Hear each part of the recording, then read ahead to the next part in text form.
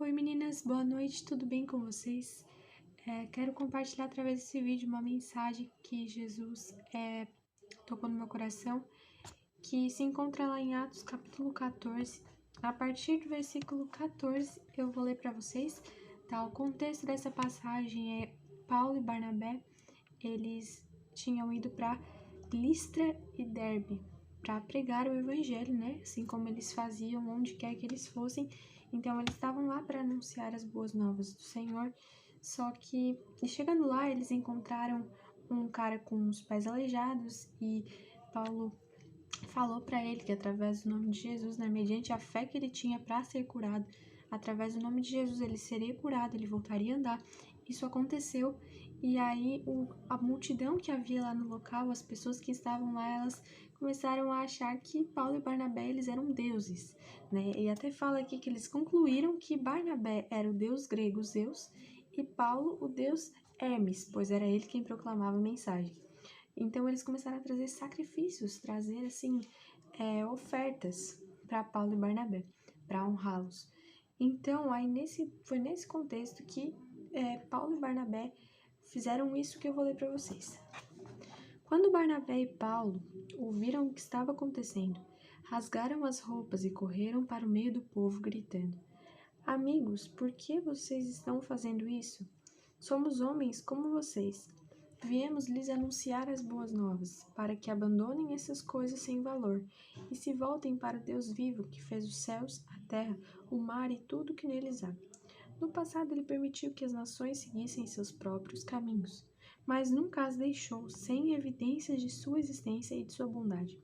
Ele lhes concede chuvas e boas colheitas e também alimento e um coração alegre. Bom, quando Paulo e Barnabé eles perceberam o que estava acontecendo, que eles estavam sendo praticamente adorados, né? Eles rasgam as suas roupas e no Antigo Testamento e inclusive até aqui, né, Atos está no Novo Testamento, mas esse ato, essa ação de rasgar as roupas remete a uma tristeza profunda, né? Geralmente quando eles rasgavam as suas roupas é porque eles estavam com uma aflição muito grande, uma dor realmente muito forte que os levava a fazer isso, né? E aqui Paulo e Barnabé, eles rasgaram as roupas porque eles entendem, e a gente como cristão, a gente precisa entender que o nosso nome ele não precisa ser conhecido, o nosso nome não precisa ser lembrado, o evangelho não gira em torno de nós, mas sim de Jesus, e a glória, a honra, a força, o poder, o louvor, né, tem que ser para Ele, tem que ser para o Senhor, tem que ser voltado para Ele, porque Ele é o nosso Deus, Ele é o motivo, né, Ele é a razão pelo qual a gente prega, pelo qual a gente vive, né? Jesus era a razão pelo qual Paulo e Barnabé estavam naquela cidade e eles reconheciam muito claramente que a glória, né, a honra, a adoração, ela é sempre ao Senhor e não a nós. Então eles se incomodaram com isso e falaram: somos homens como vocês. E isso é muito interessante porque a gente lê Atos, né? E a gente, assim, eu não sei se vocês já leram Atos, mas se não leram, leiam. Leiam Atos porque vocês vão ver o que é de fato viver o Evangelho. Viver o verdadeiro Evangelho, sabe? Se entregar completamente, totalmente ao Evangelho e viver para isso. Porque Paulo, Barnabé, Silas, Estevão, Filipe, né, os apóstolos, eles viveram a loucura do Evangelho mesmo. Eles viveram a sua vida inteiramente para Cristo. Né? A vida deles não era mais a vida deles, né? Eles reconheciam isso, que a vida deles não tinha valor algum, a menos que eles a usassem para completar a carreira, a missão que o Senhor havia confiado, que é dar testemunho das boas novas a respeito de Cristo. Isso está lá em Atos capítulo 20, versículo 24. E aí ele fala que somos homens como vocês. E a gente lê Atos, a gente pensa assim, nossa, parece que a gente fica surpreso, né? Parece que a gente fica assim, intacto, perplexo, ao ler tudo que eles viveram, tudo que eles fizeram, tudo que eles já falaram, tudo que já aconteceu com eles, tudo que Deus fez através deles, né, por intermédio deles, ou enfim, coisas que aconteceram na vida deles, a gente lê, a gente fica assim, meu Deus, parece que está muito distante do que a gente vive. de quem a gente é, do que a gente passa, do que a gente fala, do que acontece com a gente, parece que tá muito distante, parece que tá muito assim, realmente desconectado. Porém, tudo que eles viveram não dependeu, sabe, da capacidade que eles tinham ou da instrução religiosa formal que eles tiveram, qualquer coisa do tipo, nada disso dependeu, sabe, nada disso foi importante. Tudo que eles viveram é porque eles reconheceram o que é o Evangelho. Eles se encontraram com Cristo. Eles entenderam, eles de verdade compreenderam a obra do Senhor, o sacrifício de Jesus na cruz. Eles entenderam que a nossa vida, ela não tem valor para nós se a gente não a usa para completar a missão que Deus nos deu, que é testemunhar a todos, para que se reconciliem com Deus, para que abandonem as coisas sem valor que esse mundo oferece, que parecem ser muito atraentes e valorosas, mas não valem nada. Não valem nada.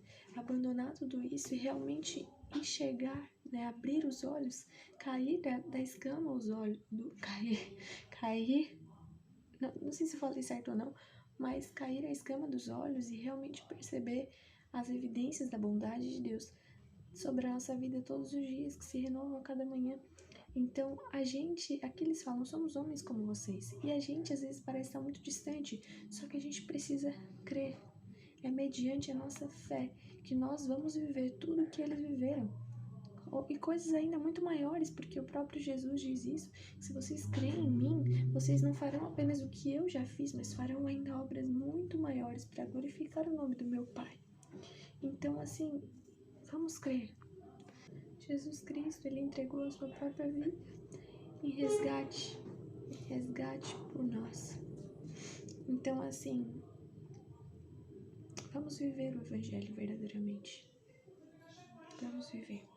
Aqui ele fala, né, que no passado ele permitiu que as pessoas seguissem seus próprios caminhos, mas mesmo assim, ele não as deixou, nunca as deixou, sem evidência de sua existência e de sua bondade.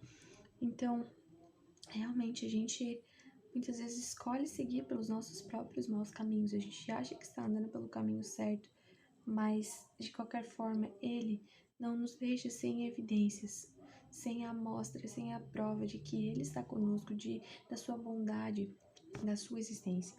E ele fala que ele nos concede chuvas e boas colheitas e também alimento e um coração alegre. Essa parte é muito importante. Jesus, ele nos concede um coração alegre. Ainda que a gente esteja sujeito a passar por dificuldades na nossa caminhada com Cristo, Jesus não tem prazer no nosso sofrimento, na nossa dor, tá? Porque a própria Bíblia, isso é uma ordem, a alegria ela é uma ordem, ela é um fruto do Espírito. E Jesus fala, alegrem-se, a Bíblia fala, na verdade, Paulo fala isso, alegrem-se sempre no Senhor. Repito, alegrem-se no que Jesus fez por nós. Então isso é uma ordem, né? É uma ordem, a alegria, ela é uma ordem, e se nós estamos em Cristo, ela é voluntária, ela é natural. Ela é natural, ela é um fruto do Espírito de Deus, um fruto do Espírito Santo.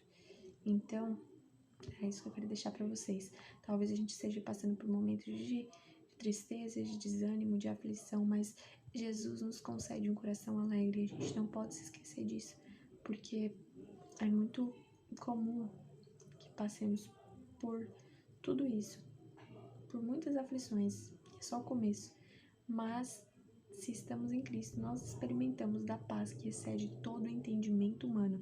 E essa paz o mundo não entende, porque ela é como um presente para nós que somos filhos de Deus, que o próprio Deus nos entrega. Amém? Beijos. Fiquem com Deus.